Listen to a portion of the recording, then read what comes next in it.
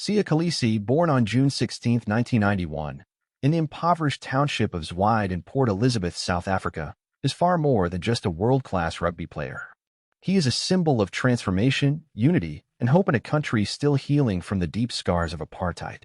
As the first black captain to lead South Africa to Rugby World Cup victory, Kolisi's story is one of perseverance, humble beginnings, and inspiring leadership, both on and off the field.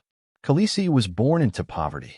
His mother was a teenager when he was born, and the family struggled to survive.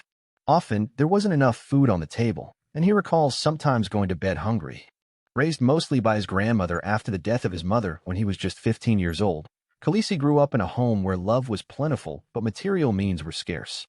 Despite the hardships, young Sia found solace and purpose in rugby. Playing barefoot on dusty streets with makeshift balls, he showed a natural flair for the game early on. His talent did not go unnoticed. At the age of 12, Kolisi was offered a rugby scholarship to Grey High School, one of the most prestigious schools in Port Elizabeth. The school was a world apart from the township he called home. There, Kolisi faced culture shock, academic challenges, and the pressure of being one of the few black students in a historically white institution. Yet, his talent and determination saw him thrive. Rugby became not only a passion but also a lifeline, a way to escape his circumstances and build a future for himself and his family. Kolisi quickly progressed through the rugby ranks, playing for Eastern Province and then earning a place in the South African national under-20 team. In 2012, he made his professional debut for the Stormers in Super Rugby and Western Province in the Currie Cup. He was known for his physical strength, tackling ability, and work ethic on the field. Off the field, he carried himself with humility and discipline, drawing admiration from coaches and teammates. His Springbok debut came in 2013 against Scotland, and he made an immediate impact, earning the Man of the Match award. Over the next few years, Kolisi became a consistent presence in the national team. But it was in 2018 that he would make history. He was named captain of the South African national rugby team, the Springboks. This was a historic moment not only for South African rugby, but for the nation as a whole, which had long grappled with racial division. Kolisi, as the first black Springbok captain in more than a century, broke a significant barrier and became a symbol of the changing face of South African sport. Under Kolisi's leadership, the Springboks began a journey that would culminate in triumph at the 2019 Rugby World Cup in Japan. His captaincy brought a new sense of unity, humility, and belief to the team.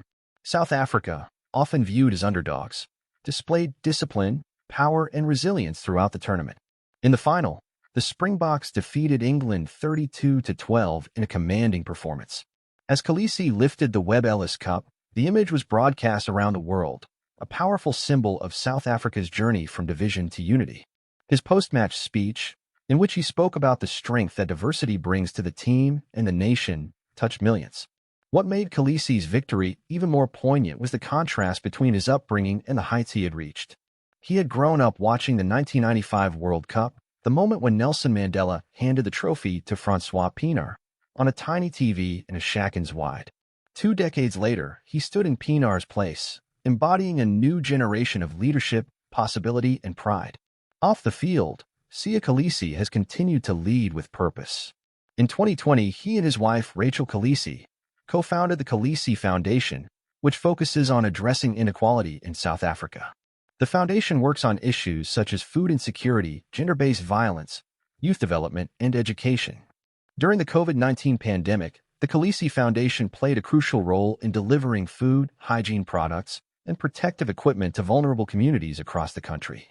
Kolisi's belief is simple but powerful. We cannot enjoy privilege while others suffer. Kolisi's personal life is also an important part of his story. He married Rachel, a fitness influencer and philanthropist, in 2016. The couple has 4 children, 2 biological and 2 adopted, and their interracial marriage has sometimes attracted public attention in South Africa, a nation still grappling with its racial past. Despite criticism from some quarters, the Kolisis have remained united, using their platform to promote love, inclusivity, and faith. Rachel plays a significant role in the Kolisi Foundation and is a vocal advocate for social justice in her own right. In 2021, Kolisi transferred to the Sharks rugby team, based in Durban, after spending years with the Stormers. The move marked a new chapter in his career, allowing him to expand his influence in another region of South Africa. Internationally, Kolisi has become a sought-after speaker and global ambassador for equality, youth empowerment, and leadership.